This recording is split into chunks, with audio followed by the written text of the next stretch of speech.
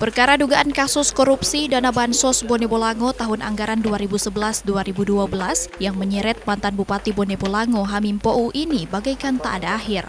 Sejak dilakukan sejumlah proses penyidikan dan pemeriksaan oleh Kejati Gorontalo, Hamim Pou pun telah resmi ditetapkan sebagai tersangka. Bahkan Kejati Gorontalo pun menyatakan berkas perkara tersangka Hamim Pou telah lengkap atau P21 sejak beberapa bulan lalu. Sayangnya hingga kini tersangka yang diduga mengakibatkan kerugian negara hingga miliaran rupiah ini tak kunjung dilakukan penahanan oleh pihak Kejati Gorontalo. Mirisnya mantan Bupati Bone Bolango 2 periode ini diketahui tengah berada di luar daerah meski menyandang status sebagai tersangka. Meski menjadi perbincangan dan mengundang banyak pertanyaan di kalangan masyarakat, Kejati Gorontalo menegaskan bahwa perkara itu masih terus berproses. Saat ini, pihak kejaksaan mengaku masih terus mengumpulkan bukti-bukti untuk memperkuat peran tersangka dalam kasus ini. Setelah dilakukan P21 terhadap berkas perkara ini, tidak lama lagi akan dilakukan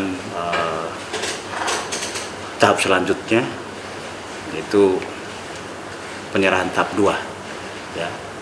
Cuman waktu yang tepatnya kami belum bisa sampaikan. Kalau untuk keberadaan beliau, kami belum tahu secara jelas ya keberadaan beliau. Karena yang jelas di saat kita perlukan atau kita butuhkan, kita akan melakukan pemanggilan terhadap yang bersangkutan. Kondisi tersangka sekarang apakah memang dalam keadaan sakit atau seperti apa? Oke, belum ditahan. Kami belum beroleh informasi ya kalau beliau ini sementara sakit atau sudah sehat.